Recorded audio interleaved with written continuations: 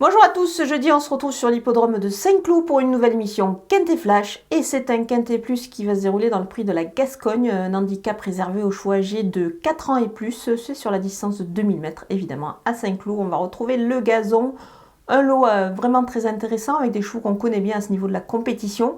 Donc on va essayer de dégager évidemment les meilleures chances de la course, on voit tout ça avec mon analyse.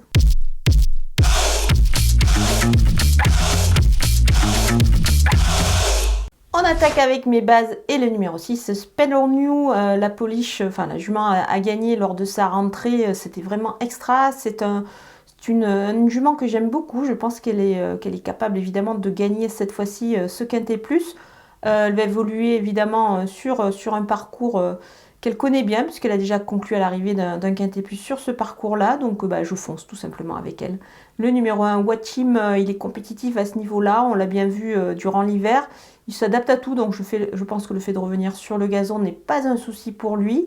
Alors je ne vois pas Spell on You être battu, c'est pour cette raison que Watchim, on peut le jouer en The Show, c'est-à-dire trouver le deuxième de la course.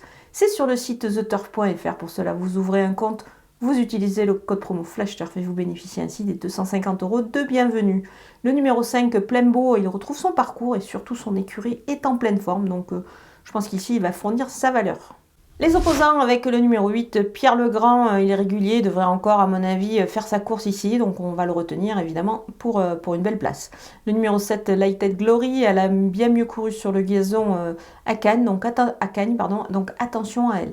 Le numéro 10, Unba, il a pris 2,5 kg sur sa dernière victoire, mais je pense qu'il demeure compétitif ce cheval-là, surtout pour une place. Le numéro 13, Akio, il n'a pas dépérité à Cagnes, alors certes le lot est un petit peu plus relevé que précédemment, mais attention, il va bénéficier d'un petit poids et je pense qu'il pourrait se surprendre, pourquoi pas, à Bellecote.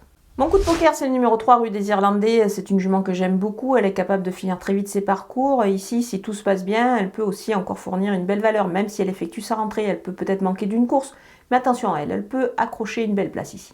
Les outsiders avec le numéro 2, Jackson, la distance est peut-être un petit peu courte pour lui, mais attention quand même, on ne va pas le négliger. Le numéro 4, Joey Up, il a pris 3,5 kg sur sa dernière sortie et la distance est peut-être un petit peu courte, toutefois on ne va pas le négliger, on va le garder en fin de jeu. Le numéro 9, Pegasus, il a été supplémenté mais il doit un tout petit peu rassurer, donc c'est pour cette raison que je l'ai mis un petit peu plus bas dans la sélection.